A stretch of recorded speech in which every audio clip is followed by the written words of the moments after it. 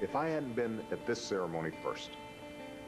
Unfortunately, nearly 30% of U.S. high school students aren't making it to graduation.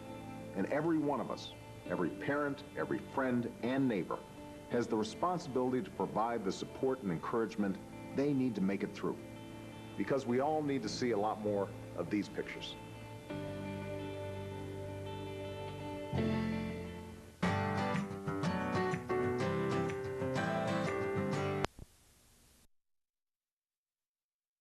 The guest is Dr. David Padgett from Tennessee State University, who's given us information relative to chocolate cities in crisis and an analysis in terms of some of the problems that many of these cities face. And of course, Dr. Padgett, let's continue our discussion. I think you were dealing with Atlanta before we had our second commercial break. Let's continue there. Yeah, Atlanta is truly a tale of two cities. It's known as Black Mecca, one of the major civil rights movement cities. And what really put Atlanta on the top of our list for Black enterprise was economic opportunity, entrepreneurship, and obviously Black Enterprise magazine appeals to those types of readers. And what set our survey apart was that we actually had readers respond and tell what they thought, and then we combined that with statistical data. So one side of Atlanta is the wealthy, you know, the Gwinnett County, which is just part of the metro area. Then there's the other Atlanta, which leads the nation in crime, which has pockets of poverty, which has all kinds of inequity in terms of transit, public transit. And so it's almost a two-faced city. But yet, Atlanta, again, never fails. I mean, more Black people moved to Atlanta over the past 10 years, I think, than any other city in the United States. I mean, Black African Americans have flocked there by the hundreds of thousands, literally.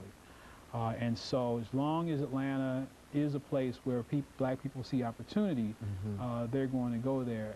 Is it going to spread throughout the entire Black population? Well, that remains to be seen. Now, Detroit, the next city, next chocolate city is obviously you know, the home of Motown, but it's also the city that when we teach urban studies, it's always used as a model for urban decay.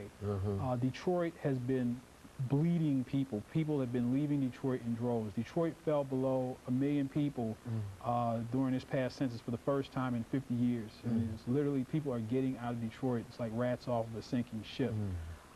Detroit, now with the automotive industry having its problems, things are getting even worse in Detroit.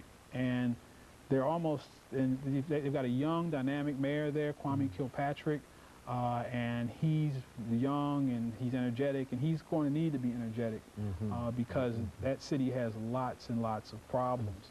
And so, and I don't know, I mean, I'm almost speechless when it comes to Detroit. You're very pessimistic in terms of what... Now, Detroit, as I said, made the list the first year because we weren't as scientific with the survey as we would have been in other years. But Detroit performed poorly in almost all areas that we looked at. We looked at crime, we looked at economic opportunity, even cost of living. No matter what category we looked at. One of the categories we look at also is quality of child care, with 70% of our children being raised in single-parent households, primarily women. Child care is an issue in our community, and if a city is not making some moves or making child care readily available, good, and giving those opportunities to women, we're not going to be happy. And I think Detroit was one of those cities that performed very poorly in that regard.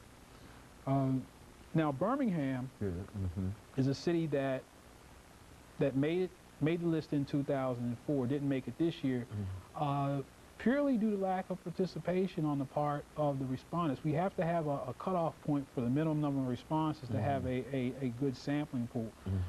But the people who did responded very favorably for Birmingham. And if you think of it, it's really unusual. I mean, Birmingham was once known as Bombingham. It was once known as you know, just this at least the last place you wanted to be black in the United States, almost was Birmingham if you were going to live in a city, maybe 40 years ago. And now it's this, it seems to be more progressive.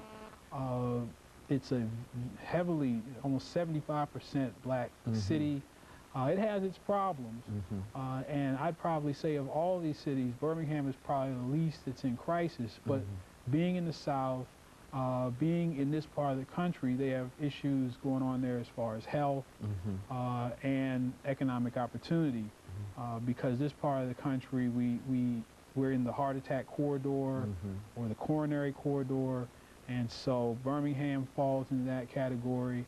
You have, obviously being in the South, we're lagging behind somewhat in education, and so there are those challenges. But of all these cities, other than Atlanta, Birmingham is a surprise city, a pleasant surprise.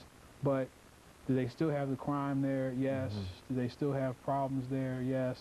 But it's the one city that might have some answers to some of the problems that we are seeing in some of these other cities. You know, Dr. Padgett, when you talk about all of these cities, it seems that this kind of information ought to be made known to those individuals who are talking about a new era in terms of moving beyond where we are and opportunities and et cetera. And I think Congress, we have an election that's scheduled here.